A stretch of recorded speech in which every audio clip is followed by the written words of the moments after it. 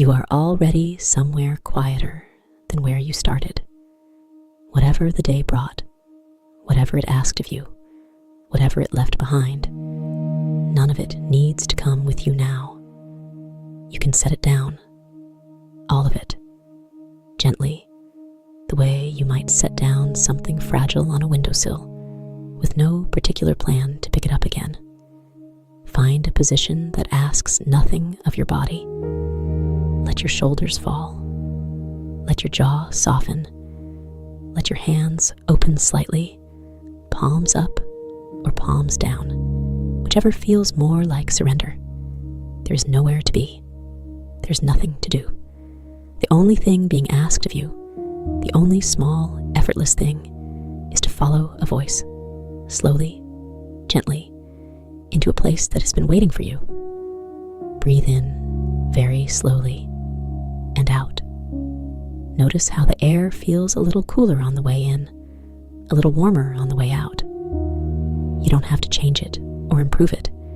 It will keep going on its own. The place we're going is quiet. It is made of stone and old wood and salt air. It is built into the side of a sea cliff on an island with no name on any map you'd find today. And it has been here for a very long time. Long enough that the rock has learned to hold warmth in certain places. Long enough that the wooden fittings have developed a particular amber color that has nothing to do with paint or stain, and everything to do with years. It smells of the sea, and of old copper wire, and of something warm and electrical and faintly sweet that you'll come to recognize as the smell of vacuum valves doing their patient, unhurried work. Tonight is a special night, but not in any way that requires you to be alert or careful or ready for something. It is special in the way that stillness is special, rare and complete, and very, very soft. Let's go there now. Slowly. There's no hurry at all. The path down to the exchange begins at the top of the cliff, where the grass grows short and salty, and the wind usually pushes against you with a cool, impersonal insistence. But tonight, the wind has stopped. That is the first sign of the hush. The air standing still in a way it almost never does on this cliff, as if the atmosphere itself has taken a breath and is holding it, not with tension, but with a kind of profound and comfortable ease. You notice the stillness before you notice anything else. The grass is not moving. The sea below is not giving off its usual sound, that continuous layered rush and pull that you've long since stopped consciously hearing, the way you stop hearing a clock after the first few minutes. Tonight, the sea is present, but different, lower, slower, reduced to something deep and barely there, a faint resonance more felt in the chest than heard with the ears. The path is cut into the basalt face of the cliff, a series of wide, shallow steps, worn smooth by years of the same careful feet, making the same careful descent. The stone under your soles is cool and slightly damp, the way basalt always is near the sea, not slippery, just present, just real beneath you. You can feel the texture of it, even through the soles of your shoes, slightly rough where the rock has held its grain, polished to a dark mirror smoothness where the feet have been most frequent. The cliff smells of mineral and salt. There's a layer of wet rock in it, that deep, clean scent that comes from stone that has been wet and dried and wet again for more years than anyone has counted. Below that, there's the salt, of course, always the salt. And below that, so faint you might mistake it for imagination, the faint sweetness of something growing on the rock face itself, some small colony of sea plants clinging to the basalt with patient, microscopic persistence. The The steps lead down in a long, gradual curve, hugging the cliff face. On your left, the rock rises above you, dark and layered, its columns of basalt stacked in those slow, improbable geometries that look almost deliberate. Hexagonal cross-sections, smooth-faced vertical shafts, the occasional jutting shelf where a harder seam has resisted the wearing of weather and time. On your right, beyond a low iron railing that has long since grown a coat of red-brown rust over its black paint, the sea. And the sea tonight is extraordinary in its stillness. It is the hush, that rare, perfect pause between tide states, the brief interval when the water is neither coming in nor going out, when the great rhythmic machinery of the ocean has paused on its breath, exactly at the top or the bottom of its long, slow inhalation. The water below you is dark and barely moving. What little light the sky offers, a diffuse silver gray, cloud-filtered, sourceless and gentle, lies on the surface of the sea in broad, soft patches. The water doesn't glitter, it gleams. There's a difference. Glittering is sharp and quick and full of points. Gleaming is soft and slow and comes from deeper down. You descend, step by step, unhurried, one hand occasionally brushing the basalt wall for the simple reassurance of its solidity. The air grows slightly warmer as you descend. Not warm in any dramatic sense, but the wind that isn't blowing tonight has at least allowed the cliff face to hold some of the day's thin warmth, and you can feel it radiating off the stone in a gentle, mineral exhalation. Then you see the light. It comes from below and to your right, a warm amber glow seeping out through a narrow basalt window set into the cliff face, a rectangle of soft light that falls on the step below it like a small, quiet announcement. The light is not harsh. It has none of the cool blue-white quality of anything modern. It is the color of dried honey held up to a candle, or of the last 10 minutes of an autumn afternoon. It pulses, very slightly, not flickering, nothing so dramatic, but breathing, as if the thing producing it is alive in some low, comfortable way. That is the amber glow of the vacuum valves inside the exchange, doing their slow work in the dark. You reach the door. It is set directly into the cliff, a low wooden door, heavy, framed in iron, and mounted in a basalt surround that has been shaped by hand into a rough arch. The wood is the same amber brown as everything else here, darkened by years of salt air and damp, and it has a handle of warm brass that has been touched so many times it has taken on the particular smoothness of a thing long held. You close your fingers around it.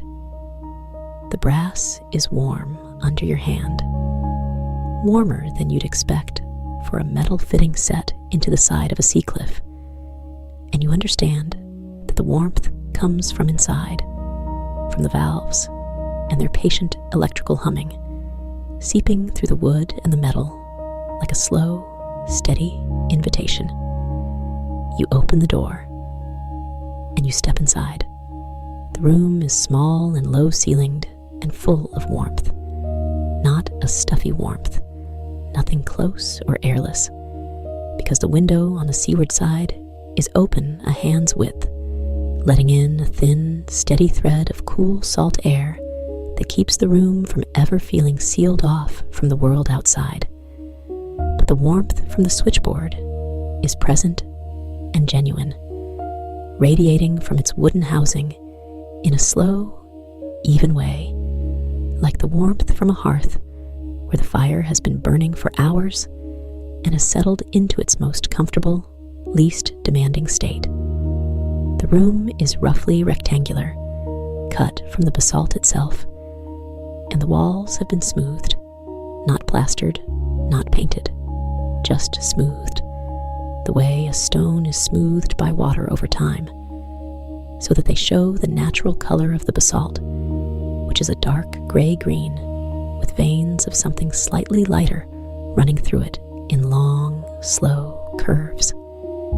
The floor is the same stone, worn to a gentle concave in the most traveled path between the door and the switchboard, and covered with a rug of some dark, heavy material that has absorbed so much salt air over the years, it seems to have become part of the floor itself. And there is the switchboard. It fills most of the wall ahead of you. A long, low panel of dark wood and brass, mounted at a comfortable height for sitting at, and fronted by a high-backed wooden chair with a cushion that has been shaped by long use into the exact contours of someone who spends hours here, leaning slightly forward, patient and attentive. The switchboard is full of jacks, dozens of them, arranged in careful rows, each one a small brass socket set into the wooden panel, each one labeled in small, precise handwriting on a card slotted beneath it. The labels are written in faded ink on paper that is softened at the edges, and they bear names like Deep Canyon Ridge, 30 miles, and South Reef Plankton Drift, and Basalt Arch, Eastern Face, and Kelp Forest, Northern Edge, and Sea Cave System, Lower Passage. At the moment, perhaps a third of the jacks are lit. Each one that is active glows with a soft amber light from within, not bright, not urgent, just present, just active, the way a lamp in a far window is present. And the combined glow of all the lit jacks gives the switchboard a warmth that is almost independent of the room's other light. Above the panel, a single lamp hangs from the low ceiling on a short cord, its shade a shallow dome of dark green glass that directs most of its light downward onto the switchboard and the desk surface below it, leaving the corners and the ceiling in a comfortable dim that is not darkness, but is its gentler cousin. The overhead lamp rotates, very slowly, so slowly you might not notice it at first, or might attribute the gradual shifting of the light to some quality of your own vision. But it does rotate, driven by some mechanism inside its housing that produces a sound barely above silence, a very soft, very slow click, once every several seconds, as the lamp moves through another increment of its long, unhurried rotation. The effect is that the light in the room shifts very gradually through a full circle, so that different sections of the switchboard and the desk and the walls are in slightly brighter or slightly dimmer light at different moments. Not enough to create shadows exactly, more enough to give the room a quality of gentle, continuous, barely perceptible change, like the light on the surface of still water. On the desk beside the switchboard, arranged with the quiet precision of long habit, are the tools of the sounder's work. A ledger, large, bound in cloth that was once a deep blue, but has softened to something more like the color of sea fog, lies open to a fresh page. The pages of the ledger have a particular quality in this light, pale, slightly luminous, the way snow looks in the last moments of dusk. They smell faintly of seawater and old ink, a smell that has become, over many years of ledgers stored in this room, simply the smell of the ledgers themselves, carried with them even when new pages come to replace the old. Beside the ledger, a pen, a fine nibbed dip pen, its wooden barrel worn smooth at the grip, its nib a narrow point of dark metal, rests in a small holder carved from the same basalt as the room itself. An inkwell, glass gone slightly amber with age, sits open and waiting. To the right of the desk, a cabinet. It is made of some close-grained wood, and it stands perhaps to shoulder height. Its doors closed at the moment, but with a quality of careful storage about it. Everything inside, you understand, without needing to look, is in its exact right place. From inside the cabinet, when the room is quiet enough, which tonight it is profoundly, you can hear a very faint sound. Not a mechanical sound, or not only mechanical. Something more like the sound a shell makes held to the ear. A sustained whisper of nothing in particular. A breathing that might be the residue of sound captured on the wax cylinders stored inside. Or might be something more ambient. Some deep acoustic property of the cabinet itself, resonating with the faint vibration of the cliff and the sea. The cabinet hums, barely, as if breathing. You settle into the chair. It accepts you the way a chair accepts someone who belongs in it, with a slight give and a slight warmth. You lean forward just slightly, as the long hollow in the cushion suggests, and you rest your forearms on the desk surface, and you look at the switchboard, at the rows of brass jacks, at the ones already lit with their soft amber glow, at the ones still dark and waiting, and you feel the warmth of the wooden housing against the front of your thighs, and the warmth of the valves radiating from behind the panel, and the thin, cool thread of salt air from the half-open window, and the room settles around you like the very best kind of quiet. From far below, below the floor, below the rock, below the whole weight of the basalt cliff, comes a sound, a low, resonant boom, felt more in the body than heard with the ears, as if the stone itself has spoken. It is the surf entering the sea caves in the cliff's lower passages, traveling up through rock and floor and chair and into your chest as a warmth rather than a sound. And it comes with a long interval after it, a pause during which the room is perfectly silent, and then it comes again. Boom. And then the long, soft quiet. And then boom again. Tonight is the hush, and the ocean has almost nothing to say in the old, turbulent way. No crashing, no rolling, no layered white noise surge. Only these deep, slow exhalations into the sea caves, patient and regular as a breath, as if the ocean is sleeping too, and you are hearing it sleep. The first jack brightens. It was already lit, amber, steady. But now it brightens slightly, as if something at the other end of the line has leaned a little closer to whatever it is that sends its signal down the old copper wire. The label beneath it reads, in that careful, faded handwriting, Deep Canyon Ridge, 30 miles. You lean forward a little more, and you lift the receiver beside it. A smooth brass cup, warm in your hand, worn at the rim, and you hold it gently to your ear. What comes through is slow, very slow. It begins as a low, dark drone, not unpleasant, nothing close to unpleasant, more like the lowest possible note on the largest possible instrument, held for a very long time.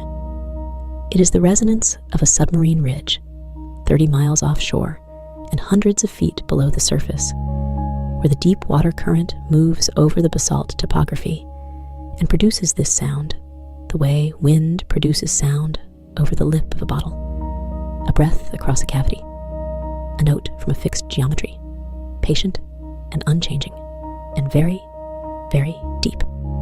Beneath the drone, there's something else, a slower, more irregular sound, a series of deep, soft pulses with long, uneven intervals, like the sound of something enormous slowly breathing, the cold water moving, the rock settling micrometrically against the slow accumulation of ocean pressure, the deep canyon below the ridge, where the sediment has been undisturbed for longer than any above-water thing, where whatever sedimented down in quiet millimeters over centuries lies perfectly still. You hold the receiver, and you listen, and you don't need to understand it to receive it. That is the nature of the sounder's work. Not analysis, not interpretation, not the making of meaning from what the sea sends, only the receiving of it, only the listening, slow and open and without agenda, the way you listen to rain when you have no reason to go out in it and no particular feeling about it, except that it is rain and it is happening, and you are here to hear it. After a while, a long, unhurried while, during which the lamp overhead has rotated a small increment, and the boom from the sea caves has come perhaps 4 or 5 more times through the floor and the chair and the quiet room, you lower the receiver gently. You reach for the pen. The nib catches the ink, a small, soft resistance, the lightest draw, and you lower it to the ledger page. The scratch of the fine nib on the damp paper is a precise, quiet sound, very close, very intimate, nothing like the deep sounds that came through the receiver. You write, Deep Canyon Ridge, time of hush, first period, low resonance, sustained, deep pulse series, irregular interval, duration of signal, long. You pause. You add, after a moment, the canyon is very still. You set the pen back in its holder. You reach beneath the desk, where the small, smooth shapes of blank wax cylinders sit in a row in a padded tray, and you take one between your fingers. It is cool and faintly waxy, and it fits in the hand in a satisfying, unpretentious way. Just a cylinder, just wax, just the right size for what it holds. You roll it gently between your palms for a moment, not for any technical reason, but because the small motion is pleasant. And then you pick up the labeling stylus from its place, and you write on the end of the cylinder, in your own careful hand, Deep Canyon Ridge, hush night, first period. You carry the cylinder to the cabinet. The cabinet door opens silently. Its hinges are old but well maintained, kept free of the salt corrosion that would make them complain, because the sounder attends to such things with a quiet regularity that has long since become indistinguishable from instinct. Inside, in the amber half-light that falls in from behind you, you can see the rows of cylinders already stored there. Dozens, hundreds perhaps, each in its own small slot in the divided wooden shelves, each labeled in that same careful hand, a whole archive of what the sea has chosen to say on other nights, in other seasons, to other sounders.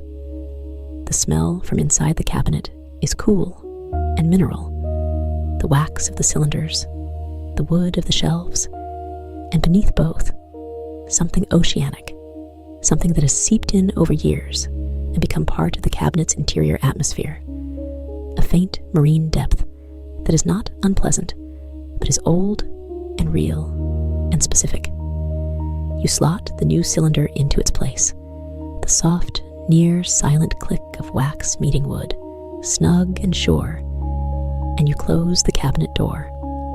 The cabinet resumes its faint hum, or perhaps it never stopped.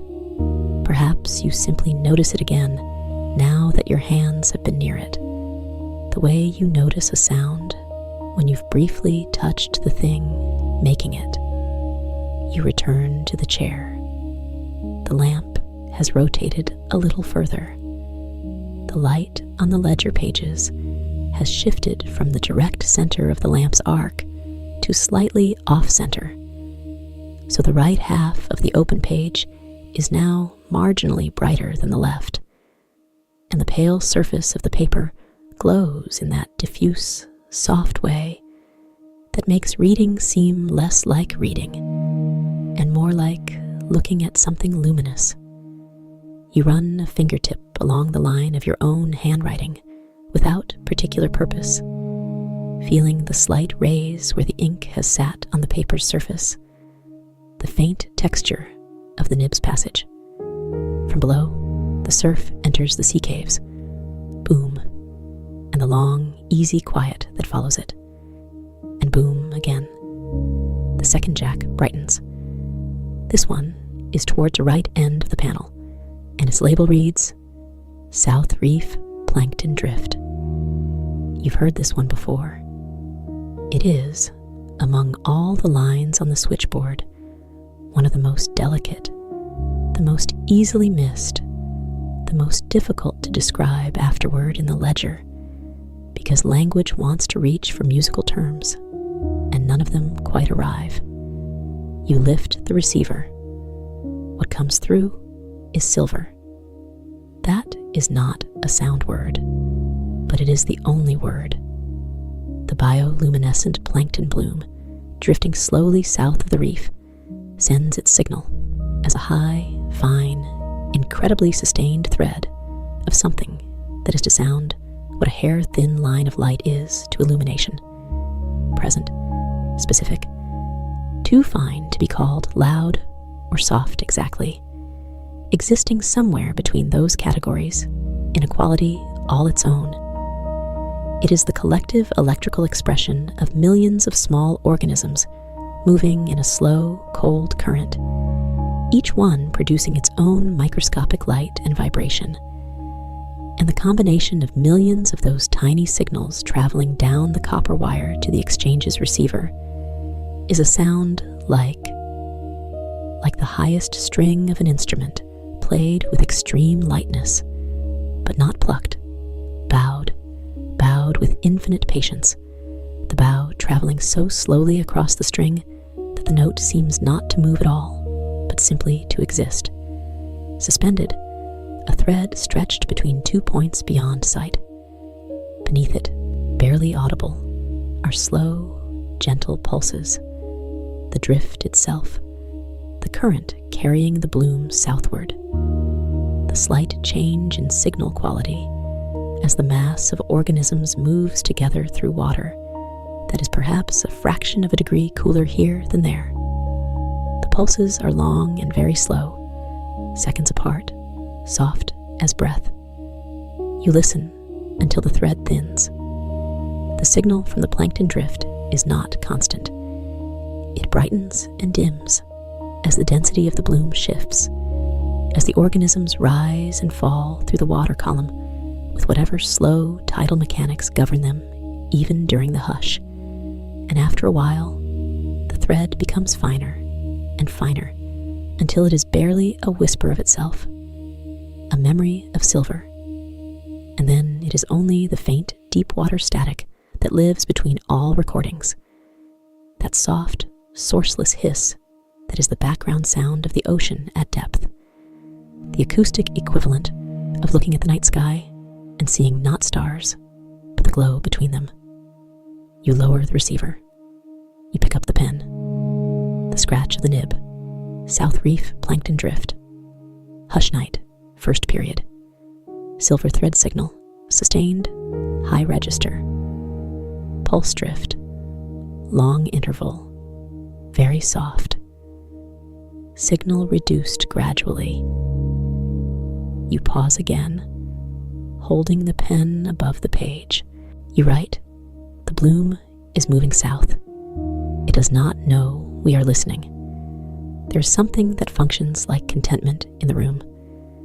Not happiness exactly. Contentment is different, softer and less effortful, and it is not yours alone, but seems to belong to the room itself, to the warmth of the valves and the slow light and the smell of salt and old copper and the boom coming up through the stone. The exchange has been receiving these signals for a very long time. Long before you came to sit in this chair, and long before the sounder who sat here before you, and long before the one before that. The ocean was sending these signals long before there were wires to carry them, or ears to receive them, or ledgers to hold what they'd said. What the exchange does is not change what the sea says, it only hears it. And there's something in that which is very, very restful. Another wax cylinder. The same small, satisfying weight. The same cool, smooth surface. You write, South Reef, Plankton Drift, Hush Night, First Period. You carry it to the cabinet. Click. The cabinet breathes. You sit back down. The lamp has continued its slow rotation. The light has traveled to the left now, and the other half of the ledger page is brighter, the pale surface catching the overhead lamp's diffuse warmth at a slightly different angle, so that the grain of the paper itself becomes faintly visible, a soft topography of pressed fibers. You run a finger across the blank portion of the page where tonight's entries are still to be made, feeling the slight tooth of the paper, the places where it is smoother, and the places where it is just barely, detectably rougher. The boom from below, longer in the pause this time, the hush deepening, the sea settling further into its rare stillness. Boom. For a while, no new Jack's light. The ones already active, a handful of them, continue their steady amber glow, not brightening, not demanding, just present in the way that things are present when they have been doing what they do for a very long time and have long since stopped needing to announce themselves. You sit with them. You let your eyes travel slowly along the panel from left to right, from the dark Jacks at the far left, labeled with names you haven't visited yet tonight, to the lit ones in the center and right, each one a small, warm point of amber in the larger amber warmth of the room, and then slowly back again, right to left, the same patient inventory, the same unhurried visual sweep that the sounder on every quiet night performs simply because looking at the panel is itself a kind of listening, a way of keeping company with the lines without actively attending to any particular one. The mineral smell of the wet basalt wall is present. It comes in waves, not strong waves, nothing that asserts itself or demands notice, just the occasional drift of it when the thin current of sea air from the half-open window shifts slightly and carries the cliff smell of the outer wall into the room. Wet rock, old copper wire, the waxy undertone of the cylinders in the cabinet, the faint, sweet electrical warmth of the valves. These smells have combined, over years, into something that is simply the smell of this room, a composite so familiar and so specific that someone who had been here before, even long ago, would recognize it immediately upon walking through the door, before they'd looked at anything, before they'd consciously remembered anything. It is the smell of patient listening. You pick up the pen again, not to write anything, just to hold it, to feel the worn wood of the barrel and the slight weight of the nib end and the way it balances between your fingers. It is a comfortable thing to hold. Some objects accumulate through long use, a quality of ease. They fit the hand with a naturalness that new objects don't have, because the hand has worn them, and they have worn the hand. A slow, mutual accommodation. You turn the pen slowly between your fingers once, feeling the smooth, worn grain of the wood, and then you set it back in its holder third jack brightens. You don't reach for the receiver immediately. You let it glow for a moment. You watch the amber deepen slightly as the signal strengthens, the light in the jack going from its baseline steady glow to something a little more present, a little more insistent. Though insistent is too strong a word. Nothing here is insistent.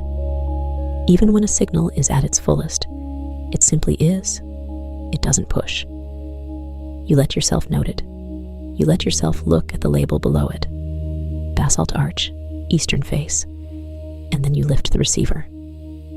This sound is different from the others. It is lower than the plankton drift and less constant than the canyon ridge. It has a rhythm to it, a slow, irregular music, the way all things do that are cooling. The basalt arch on the eastern face of the island has spent the day warming in whatever thin autumn sun was available, absorbing heat into its dense stone in the slow, patient way that basalt absorbs heat. And now, in the night of the hush, with the air still and the sea barely moving, and no cloud cover to hold warmth near the surface, the arch is releasing that heat. As the stone cools, it contracts, almost imperceptibly. But stone is not perfectly plastic, and the contraction produces small, quiet sounds. A series of deep, slow, slightly percussive creaks, spaced irregularly, each one followed by a silence that is slightly different from the silence before it, slightly more settled, as if each release has brought the stone a fraction closer to wherever it is going. Between the creaks, you can hear the surface of the arch, which faces the sea. During the day, wave action would put sound against it constantly, but during the hush, the sound from that direction is almost nothing. Only the very occasional soft slap of a small swell against the lower stone, and the constant, barely audible whisper of thin saltwater films draining from the rock's textured surface. The same water that has been there all day, finally making its slow way back to the sea. The arch is not distressed. Cooling stone is not suffering stone. It is simply stone doing what stone does, slowly and without drama, releasing the day's small accumulation of warmth back into the air in the unhurried way that all things eventually return what they've briefly held. You listen to it for a long time. The creaks come and go with their own unhurried logic, the pauses between them sometimes very long, tens of seconds, approaching a minute. And in those pauses, the only sound is that very faint whisper of draining water. And beneath it, barely, the soft hiss of deep water static that seems to travel through all the lines always. A background presence, the permanent sound of great depths. Boom, from below. The sea caves receiving their slow visitor, and the long, unhurried quiet. Boom. You lower the receiver from the basalt arch. You write, basalt arch, eastern face. Hush night, first period. Cooling creek sequence, irregular interval, deep register. Drainage whisper present. Stone is settling well. That last phrase gives you a small, private satisfaction that requires no expression. It is simply right, and you know it as you write it, the way you sometimes know a sentence is right before you finished it. Wax cylinder, cool and smooth. South Reef? No. Basalt arch, eastern face. Hush night, first period.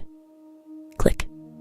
The cabinet breathes. In the next interval, that gentle, wandering duration between active signals, when the switchboard simply glows with its steady amber, and the lamp slowly rotates, and the sea caves boom below, you find yourself looking at the walls.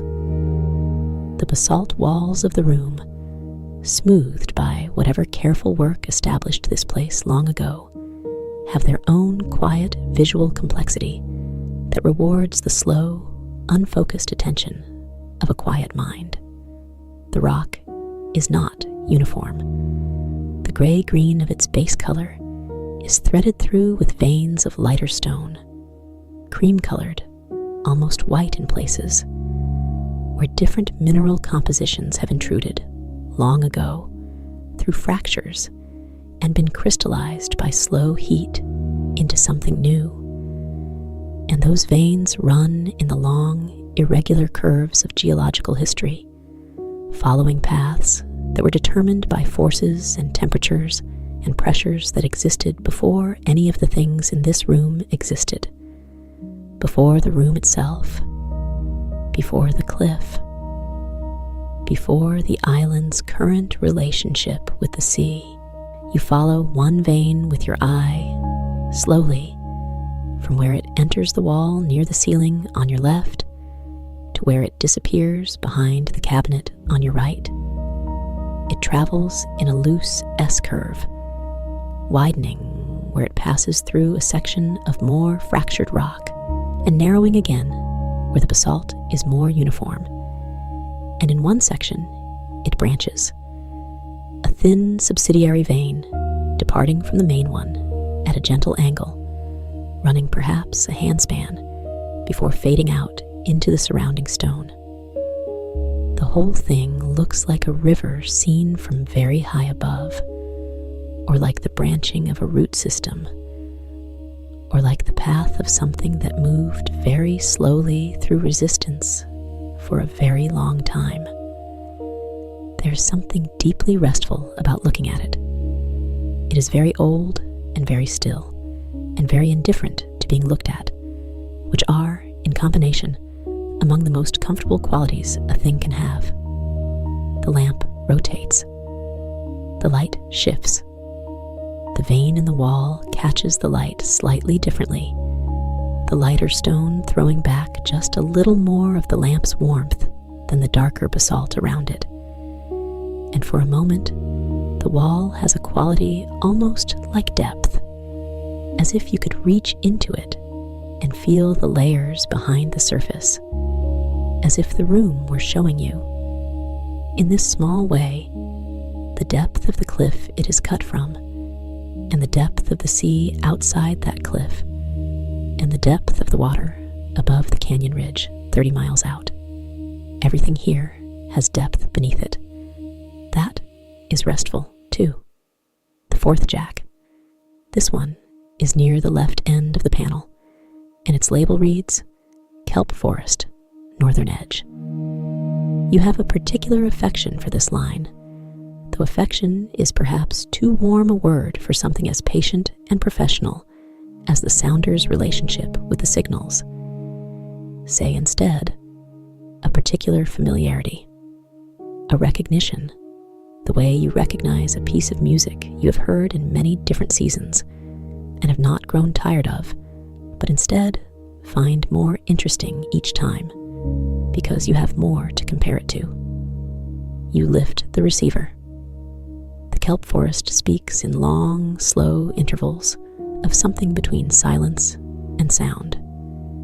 It is deeply low, the lowest signal on the whole panel tonight, lower even than the canyon ridge, and it has a quality of mass to it, of sheer accumulated volume in the old sense, not loudness, but volume, the volume of a great weight of living material rising through a water column that is dense and cold and full, the fronds of thousands of individual plants moving together in whatever minimal current the hush has left available to them, their combined slow movement creating a sound like breathing, like the deep, slow breathing of something very large and very comfortable, utterly without urgency, with all the time in the world and no particular desire to go anywhere or do anything except continue to be exactly what it is in exactly the place it is.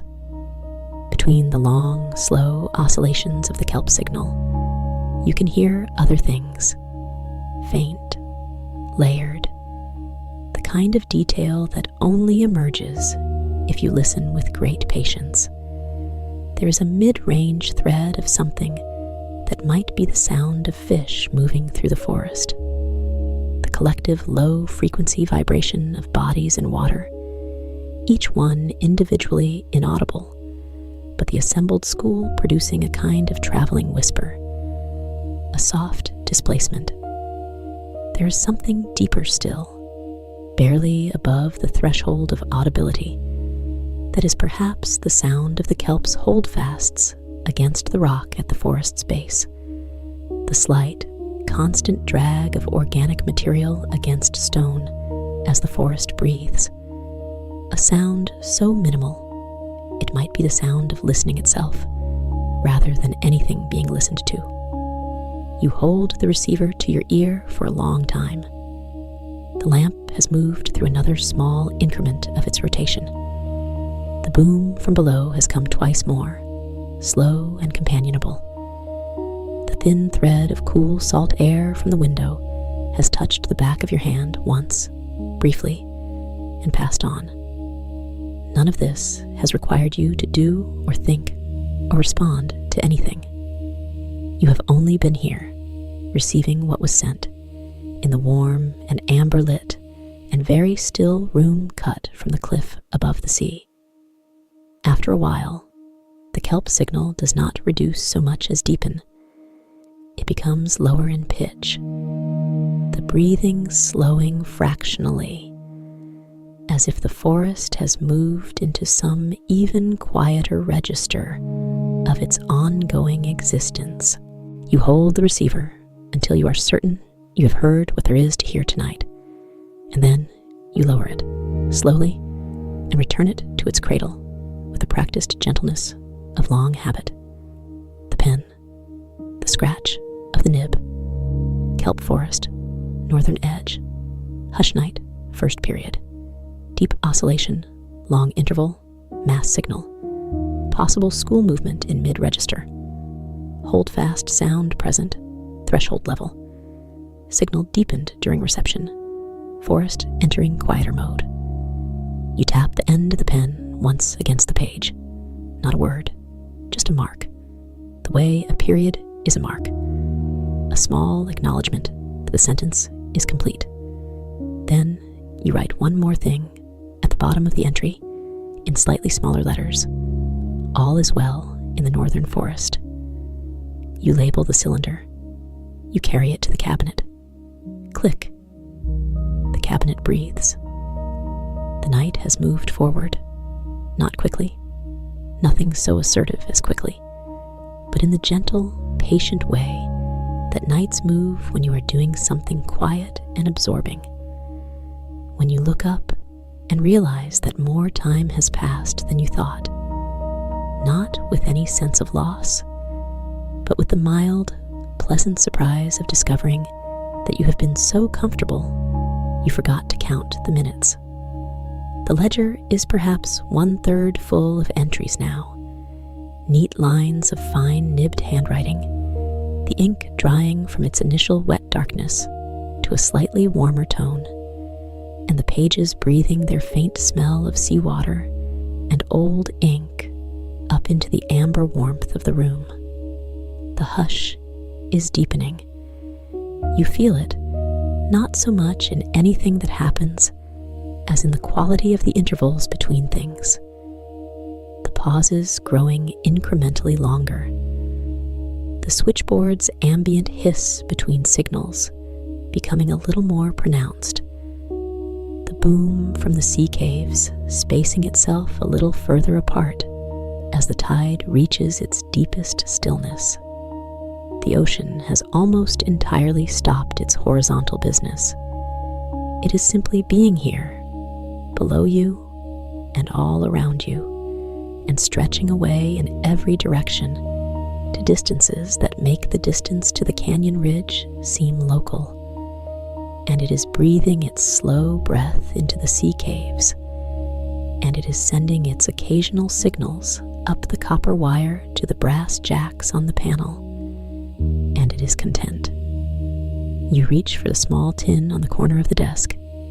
It has been there all along, unobtrusive, slightly to your right, and you open it. Inside are a few small, plain biscuits, the kind that have nothing complicated about them.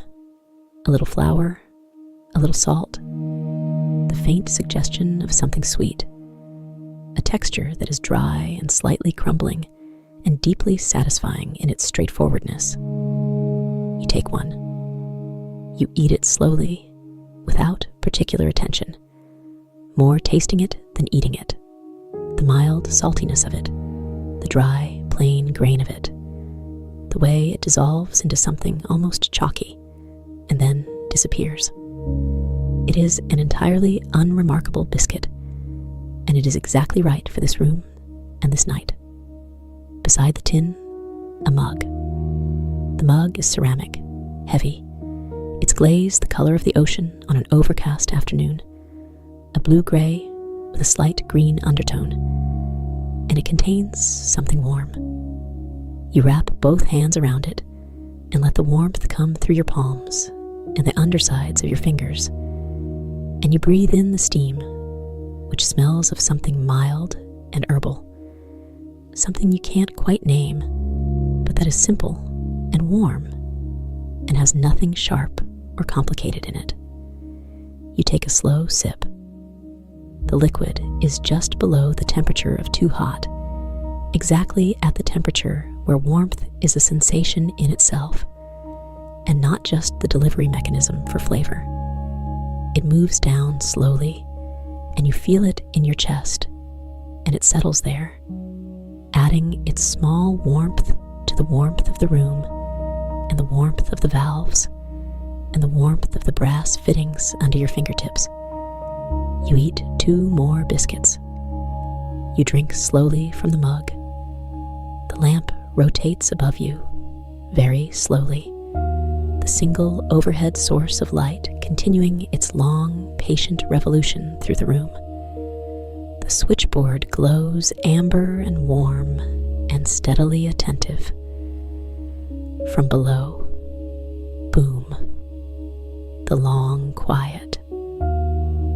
Boom. 2 more jacks light during the period that follows your small meal. The first is labeled Sea Cave System, Lower Passage, and what comes through it during the hush is, of all the signals, the most directly felt, because this is the same sound you have been hearing through the floor all night, the boom of surf entering the cliff's internal passages. But here it comes through the wire rather than through the stone, which means it comes with a different kind of intimacy. Not louder, actually perhaps slightly softer, but more present in the ear rather than the chest, so that the 2 experiences of the same sound, one arriving through the body and one arriving through the receiver, overlap in a way that gives the signal a particular depth. You listen to the boom come through the wire, a lower, longer sound than through the stone, the cave system adding its own resonance to the percussion of the water's entry, each boom followed by a long wash of reverberant sound as the water fills the cave and the air compresses and then escapes. And you write, Sea Cave System, Lower Passage, Hush Night, First Period, full boom signal with reverberant tail, regular interval.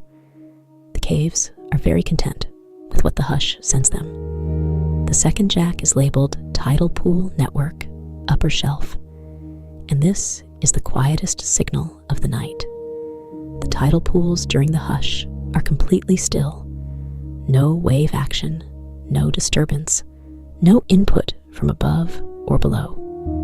What they send down the wire is essentially silence, but not the silence of emptiness, the silence of fullness at rest, which is a completely different thing. In the receiver, you can hear, if you press it gently against your ear and hold your own breathing as still as possible, a faint, fine, extremely close sound, the sound of the pool itself, which is to say, the sound of water that is perfectly still, but that contains, just below its surface, all the fine microactivity of a living thing. The sea anemones, in their unhurried contractions and expansions, so slow they take minutes rather than seconds. The tiny hermit crabs doing whatever small, careful things hermit crabs do in the dark of a hushed night. The water itself, at this stillness, carrying sound differently than it does when moved, carrying only what originates within it, muted and close, and very, very intimate. You're right. Tidal Pool Network, upper shelf, hush night, first period, near silent signal, full rest state. The pools are entirely themselves tonight. Cylinder, cabinet, click. Cylinder, cabinet, click. The cabinet breathes. The lamp turns. Boom. The night has reached its deepest point now. Not midnight exactly, but the hush's own midnight, its hour of maximum stillness, the precise center of the interval when the tide is neither coming in nor going out, and the ocean has arrived at the furthest shore of its own quiet. You feel this not as a drama, but as a quality of the room, a settling that is beyond the settling that has been going on all evening, as if the last few increments of restlessness have finally, gently released. The switchboard glows. The valves radiate their warmth. The lamp moves through its slow rotation. The sea caves receive what is sent to them. You are not tired, exactly. That is not quite the right word. You are at rest.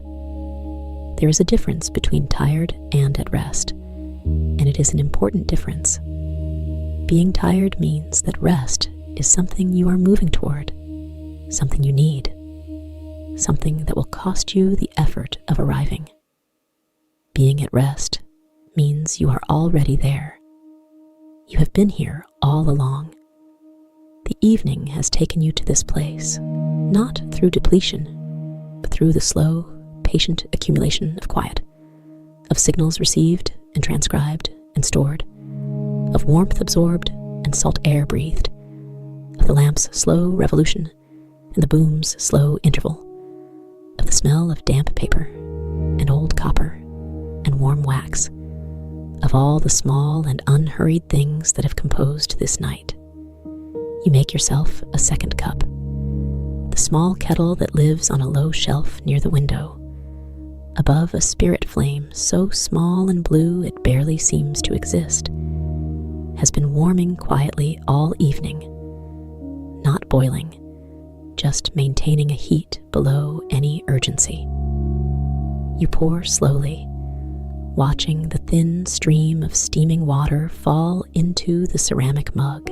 You add the dried herbs from the small jar beside the kettle, whatever they are, pale and fragrant, smelling faintly of the sea and faintly of something dry and inland, a pleasing contradiction. You carry the mug back to the chair. You don't sit back down immediately. Instead, you stand at the half-open window for a moment, mug in both hands, and you look out. The sea is there, dark and very still and gleaming in that broad, soft way, and the sky above it is the same undifferentiated gray-dark, cloud-covered, producing its diffuse illumination from no source you can identify. At the horizon, the sky and the sea nearly merge, both dark, both still, the line between them more suggested than drawn.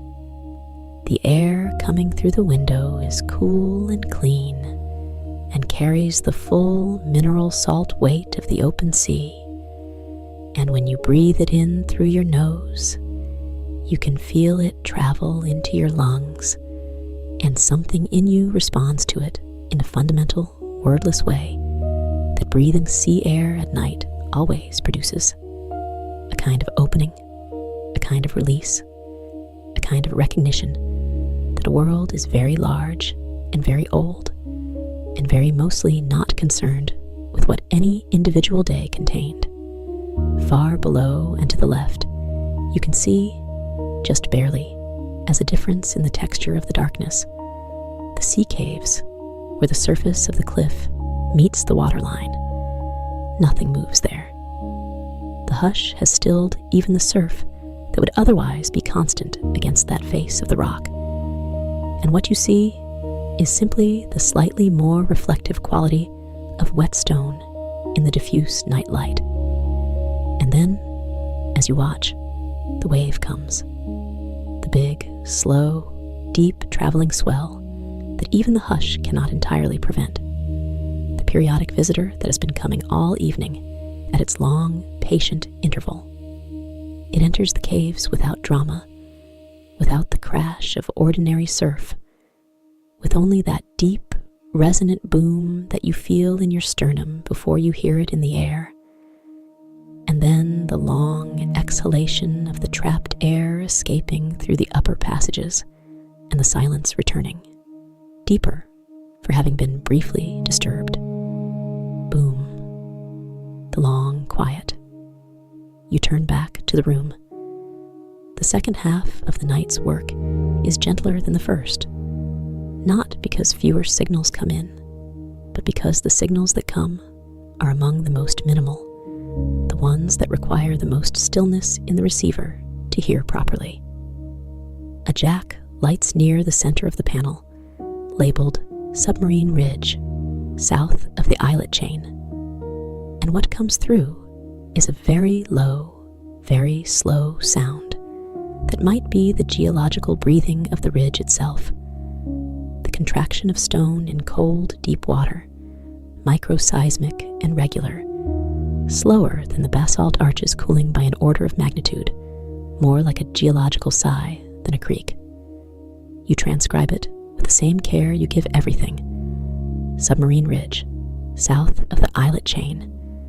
Hush night, second period. Microseismic signal, very low frequency, long interval. The ridge is settling into the cold. Another jack. Surface film, open water, which is a signal you have never entirely understood the mechanism of, but which produces, in the receiver, a soft and incredibly delicate sound, like the sound of a mirror being very gently breathed on, the faintest possible disturbance of a surface that is trying to stay still. You write, surface film, open water. Hush night, second period. Membrane sound, exquisitely fine. The surface holds tonight.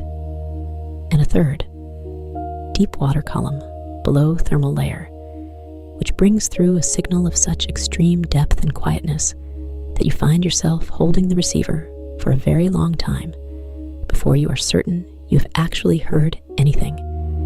And when you write the entry, it says only, deep water column, below thermal layer. Hush night, second period. Signal minimal. The deep water is keeping its own counsel. The lamp rotates, diffuse and amber and warm, its circle of light moving slowly through its arc, finding each corner of the room in its own time, returning always to the center. The ledger pages glow. The wax cylinders accumulate in the cabinet, each one held in its small wooden slot, each one labeled in the sounder's hand, each one carrying its few minutes of what the sea chose to say into storage, into the accumulated archive, into the long, patient catalog of the ocean's quiet speech. You have filled perhaps 2/3 of the page now. The entries are evenly spaced, each one in its own paragraph, the handwriting consistent and unhurried, slightly looser at the top of the page, where the evening was newest, and perhaps very slightly softer now. The letters formed with the same care, but with less conscious effort, the hand having found its rhythm and continued in it. You cap the inkwell. You wipe the nib gently on the small cloth that lives beside the pen holder. a square of dark material, well stained, that has been performing this exact function for longer than any current memory. You set the pen in its holder. The small maintenance of the room is the last task before rest. The sounder does this at the end of every session. A slow walk through the preparations for the morning. A series of small attentions that are not burdensome, but satisfying in the way that all completions are satisfying. The way closing a door carefully behind you is satisfying. The way turning off a light when you leave a room is satisfying. Not dramatic, just right. You check the spirit flame beneath the kettle. It is burning very low now. It has been burning all evening, and the reservoir is approaching its end, and you turn the small valve that reduces the flame to nearly nothing, and then below nothing, and the blue flicker quiets and is still. The faint smell of the extinguished flame, a clean, slightly mineral smell, nothing acrid, just the smell of something small and hot becoming small and cool, drifts past and disperses into the room. You make a slow circle of the room, looking at each jack on the panel, the ones still glowing steady amber, the ones that have dimmed as their signals quieted, the one or two that have been dark all evening. The one dark jack at the far left has a label that reads simply, "Open deep, far side." And this jack has never lit, not in your experience, not in the accounts of previous sounders, not in the oldest ledger on the shelf that dates to the earliest period of the exchange's operation. There is a signal expected from it, in principle. The theory is that somewhere in the deep water on the far side of the island, in a channel that runs between two seamount ridges, something is occasionally saying something the copper wire has the potential to carry. But it has not said it yet. Or perhaps it says it in a register beyond the receiver's sensitivity, in frequencies too low for the wire or too fine for the diaphragm. Or perhaps it is waiting for a night different even from the hush, some rarer state, some deeper stillness still. You don't feel impatient about this. You almost never think about it, except when your eye falls on the dark jack. And when your eye does fall on it, you feel not frustration, but something more like companionable respect for the fact that not everything declares itself when observed. You close the inkwell properly, pushing its lid down with a soft click. You align the ledger on the desk so its spine is parallel to the desk's edge. A small, unnecessary, entirely satisfying act. You carry your mug to the small sink in the corner, rinse it with a trickle of water from the copper tap, and set it upside down on the draining surface, where it sits in a small pool of its own water that spreads very slowly and will be dry by morning. You take one last slow look around the room. The switchboard in its amber glow, the lamp in its patient rotation, the ledger on the desk, the cabinet with its breathing hum, the basalt walls with their slow white veins, the half-open window with the sea beyond it, and the cool salt air still moving through it in its thin, steady thread.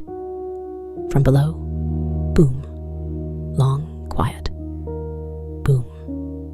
There's a small room behind the main exchange room, connected to it by a low doorway cut through the basalt, its own walls the same smooth dark stone, its own light, the same ambient warmth bleeding through from the panel's glow next door. The floor here is covered in a deeper, softer rug, not the functional dark material of the workroom floor, but something heavier, something that makes your feet feel the give of it. There is a low cot along one wall, made up with a kind of plain, clean, heavy blankets that have no softness in the sense of luxury, but a profound softness in the sense of weight, of warmth, of the specific comfort of something that has been washed many times and knows its purpose. The pillow is cool when you lower your head to it. Cool, and then, gradually, warming. The room smells of everything the exchange smells of. Salt, and old copper and stone, and the faint, sweet warmth of distant valves. But more quietly, the way a room always holds, it smells more quietly than the place those smells came from, as if the stone walls have absorbed and slowed and softened them. It smells, at this depth and this quiet, of the island itself, of the particular combination of things that only exist in this combination in this place, which is to say, it smells of home, or of what home smells like when home is something you have chosen with great care and arrived at with patience and found, over time, to be exactly right. You pull the blanket up. Its weight settles over you, not pressing, not heavy in any uncomfortable sense, but present, the way the warmth of the exchange room is present, the way the boom from below is present, a physical fact that is also a reassurance. You are warm. You are in the basalt room inside the cliff above the sea. The switchboard glows amber in the room next door, its valves continuing their patient work. The lamp rotates slowly. The cabinet breathes. From below, felt through the cot and the floor and the deep rock of the cliff, boom, and the long, easy quiet that follows. Your breath slows. You are not trying to make it slow. It slows on its own, the way breathing always does when the body understands that nothing is required of it. In through the nose, cool and salt-tinged. Out through the nose, warmer. The small amount of effort even breathing requires is reducing, the body finding the efficient minimum, the just enough to continue. The amber glow from the exchange room lies in a low rectangle through the doorway, a soft bar of warm light across the floor of this room, not reaching the cot, but present at the edge of the darkness. A companion. You watch it without focus, eyes soft, barely open, more resting on the light than looking at it. Very gradually, the rectangle shifts, the lamp in the main room continuing its rotation, the angle of the light through the doorway changing incrementally. You watch it shift. You don't watch it shift. You are somewhere between watching and not watching, which is the last place the mind occupies before it stops occupying places. The smell of wet rock and old copper, the warmth of the blanket, the sound of the exchange, far away, very quiet, the faint hiss of deep water static between signals, sourceless and even and permanent, the sound the ocean makes when it is being nothing in particular. Boom. From far below, from the caves in the deep rock, from the place where the sea and the stone have been conducting this long, slow conversation since before anyone thought to listen to it. The long, quiet after. You are not falling asleep. You are already there, or near enough that the difference has stopped mattering. The boundary is soft tonight, softer than most nights. The hush has gentled everything, even the place where waking ends. The plankton bloom is still drifting south of the reef. Silver thread, very faint, very fine.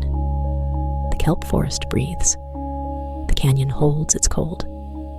The basalt arch finishes its slow cooling, its stone contracting toward morning temperatures in increments too small to name.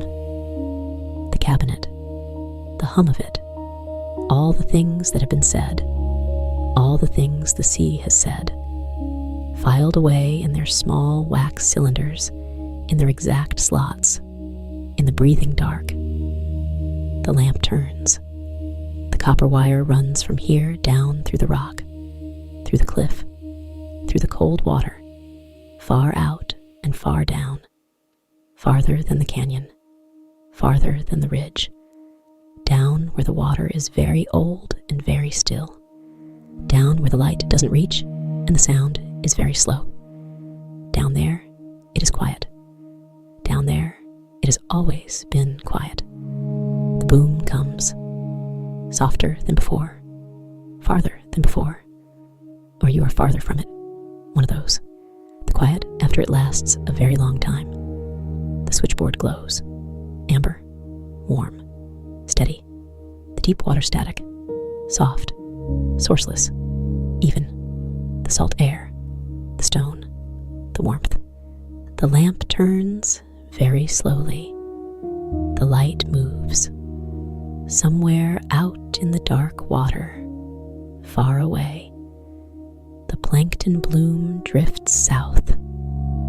A silver thread, very fine, going south.